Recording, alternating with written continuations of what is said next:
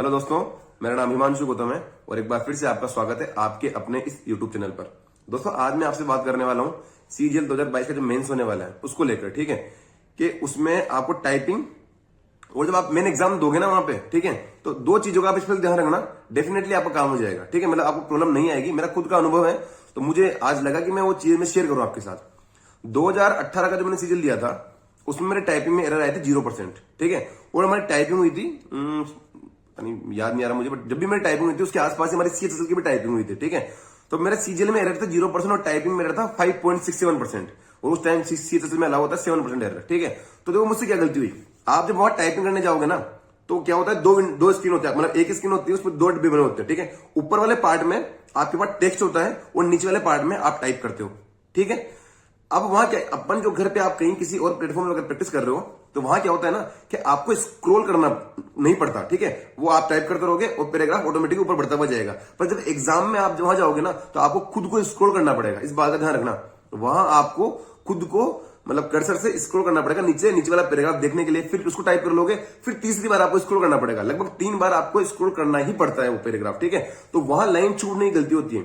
CHSL में मैं पूरी एक लाइन ही छूट गया था, भूल गया था, पता है। तो उसकी वजह से मेरे 5.67% एरर हुए। बाकी मेरा सब कुछ सही था, तो मैं मतलब 7% एरर का मार्जिन होता है तो मैं बच गया। ठीक है, और सीजीएल मैंने गड़बड़ नहीं की तो मैं मतलब 0% एरर आया मेरा। तो इस बात का आप डेफिनेटली ध्यान रखना। ठीक है, टाइपिंग की प्रैक्टिस सेम पैटर्न पे कर लो। ओली बोर्ड वाले दे रखी है। ठीक है, ओली बोर्ड वालों ने कब से दे रखी है कि उनके साथ अगर आप जो मॉक टेस्ट वगैरह होते हैं ना मेंस वाले, वो परचेज करते हो तो उसके साथ ही टाइपिंग के लगभग 80-90 सेट, कुछ 80 सेट होंगे जो ये लोग आपको देते हैं टाइपिंग के लिए, प्रैक्टिस करने के लिए। और वो सेम पैटर्न पे है कि वहां ऑटोमेटिक स्क्रॉल नहीं होगा, आपको खुद को जाके स्क्रॉल करना पड़ेगा। ठीक है, तो इस चीज का आपको अच्छे ध्यान रखना है। आप चाहो तो मतलब जाके परचेज कर सकते हो, उनको देख सकते हो एक बार। मैं कह रहा हूं कि प्रैक्टिस कर लेना ये वाली। ठीक है, ये वाली प्रैक्टिस कर लेना कि लाइन छूटती है। बहुत सौ के आपके सर्कल में बहुत सारे दोस्त होंगे जो इस बात को मानते हो कि हाँ हमारी लाइन छूटी हुई है। अरे यार, मेरी खुद की लाइन छूट गई, मैं इतनी टाइपिंग करके गया था ना, फिर भी मैंने स्क्रॉल किया, एक लाइन थोड़ी सी मैंने नीचे ले ली, पता नहीं रहा, और फिर पता नहीं। ठीक है, दूसरी बात, जब आपका पूरा टाइप हो जाएगा ना, पूरा आपने जो भी पैसेज था पूरा टाइप हो गया, 2000 की डिस्क्रिप्शन आपका टाइप हो गया, उसके बाद आप स्पेस दबा के देखना। ठीक है, स्पेस दबाओगे तो स्पेस काम नहीं करता, या कुछ और टाइप करने का प्रयास करना कि वो काम नहीं करता। अगर आपने एग्जैक्ट पूरे वर्ड लिख दिए, ठीक है, तो आपका स्पेस एक बार भी एक्स्ट्रा नहीं चलेगा। नंबर ऑफ स्पेस जो टाइप करते हैं ना वो फिक्स होते हैं इसमें। ठीक है, तो आप यहां से पता कर सकते हैं कि आपने लाइन तो नहीं छोड़ दी। अगर आपने टाइप किया, पूरा पीडीएफ मतलब पूरा पैसेज कंप्लीट हो गया, आप फिर भी टाइप हो पा रहा है आपसे, आप कुछ भी टाइप कर रहे हो, अपना नाम टाइप कर रहे हो, हो पा रहा है। इसका मतलब ये है कि आपने कहीं ना कहीं कोई वर्ड छोड़ दिया, जो उनके जो स्पेस काम में आते हैं वो यहां काम में आ रहे हैं। ठीक है, तो वो भी आप फटाफट से देखो और देखो कि आपने क्या छोड़ दिया। ठीक, तो पहली बात तो है। दूसरी मैं बताऊं आपको, मॉक का अपना एक एक्सपीरियंस बता रहा हूं आपको, इस बात का ध्यान रखना। मेरा एक काफी अच्छा मित्र है, अभी यहां नाम नहीं लूंगा वरना नाराज हो जाएगा।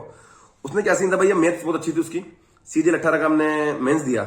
अब उसके बाद क्या इशू का ना, भयंकर बढ़ गया था भाई साहब, शानदार तैयारी और मेंस देने चला गया वो। ठीक, हुआ क्या, पहला क्वेश्चन देखा उसने, पेपर था 12 सितंबर को, तो पेपर था 18 वाले जो मेंस हुए थे 11, 12 और 13 सितंबर को हुए थे। ठीक, 12 सितंबर को पेपर था। ठीक, पहला क्वेश्चन, अब आपको अगर जो पुराने धुरंधर उनको पता होगा कि 11, 12 में 13 में क्वेश्चंस बहुत गलत आए थे। हिंदी इंग्लिश से कन्वर्जन था वो बहुत गलत था। ठीक है, तो बहुत गलत क्वेश्चन होते, 7-8 गलत क्वेश्चन थे हर शिफ्ट में। तो गलत क्वेश्चन हाथ लग गया उसको, 5 मिनट तक उससे जूझता रहा, उससे नहीं हुआ। तो वहीं वो थोड़ा सा डिप्रेशन में आ गया कि यार मेरा पेपर तो मैंने पहला क्वेश्चन छोड़ दिया, मतलब मेरा पेपर बिगड़ गया, जबकि 99 क्वेश्चन बाकी थे। क्या पता उसको वो सारे करता तो, पर पहला क्वेश्चन बिगड़ा, वहीं उसने हार मान ली। और रिजल्ट ये हुआ कि जो बंदा 170, 175, 180 स्कोर करने की हिम्मत रखता था, वो मात्र 118 नंबर स्कोर कर पाया, और 18 में उसका नहीं हुआ सिलेक्शन। ठीक है, सीजीएल 2018 में सिलेक्शन नहीं हुआ उसका। ठीक है, तो इस बात का मैं आपको ध्यान दे रहा हूं कि अगर आप मान लो आपको एक क्वेश्चन नहीं आता तो 3 नंबर कट रहे हैं, कोई बात नहीं। 390 का पेपर है ना, आपको 3 नहीं आ रहे, कोई बात नहीं। एक और आपका गलत हो गया तो कोई बात नहीं, अरे 10-15 भी गलत कर दोगे ना आप, ठीक है, तो भी आप मतलब 30 क्वेश्चन भी आप छोड़ दोगे। ठीक है, 130 में 30 छोड़ दोगे तो आप 300 नंबर का अटेम्प्ट कर रहे हो। जो अटेम्प्ट कर रहे हो उसकी एक्यूरेसी का ध्यान रखो बस आप। ठीक है, तो इसलिए अगर 2, 4, 5 क्वेश्चन आपको छोड़ने पड़ जाए, ईगो पे मत लेना पेपर को। ठीक है, 1-1.5 मिनट लगाओ, नहीं हो रहा तो स्किप करके आगे बढ़ जाओ। ठीक है, उसके हिस्से का जो टाइम था हमने उसको दिया, नहीं हुआ कोई बात नहीं। आपसे नहीं हो रहा, डेफिनेटली बहुत सारे लोग जो कम पढ़ के आए हैं उनसे भी नहीं हो रहा होगा। ठीक है, तो ऐसा सोच के आगे बढ़ जाओ, क्वेश्चन को ईगो पे कभी मत लेना।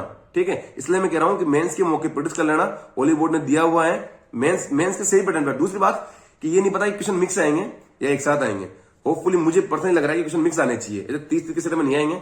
1 घंटे का पेपर, कोई क्वेश्चन मैथ्स का आ रहा है, कोई रीजनिंग का आ रहा है, कोई ऐसा होना चाहिए शायद, क्या पता 30 भी आ जाए। एसएससी का कोई भरोसा है नहीं, कुछ भी मतलब टीसीएस कुछ भी दे सकता है। ठीक है, बाकी कैसा भी पेपर आए आपको डिप्रेशन में नहीं आना, और कोई चीज नहीं आ रही तो छोड़ के आगे बढ़ जाओ, ठीक है। अभी भी आपका 20 दिन है, आप चाहो तो हॉलीवुड का मॉक परचेज कर सकते हो, जो शायद 20 मॉक इन्होंने दे रखे हैं, 20 दिन में 20 मॉक आप लगा लो, तो एक बार आप 2 घंटे के टाइमिंग से गो थ्रू हो जाओगे, ठीक है। क्योंकि प्रीवियस ईयर पेपर नहीं तो हमारे पास, सही बात है, प्रीवियस ईयर पेपर हमारे पास कोई है नहीं लगाने के लिए कि उनके बेस पे हम देख लें कि पेपर मिक्स आने वाला है या कैसा आने वाला है, ठीक है। जो 2023 वाले होंगे तो उनके लिए तो है एक फीडबैक कि हाँ यार 2022 में ऐसा आया था, पर हमारे पास क्या है, कुछ भी नहीं है।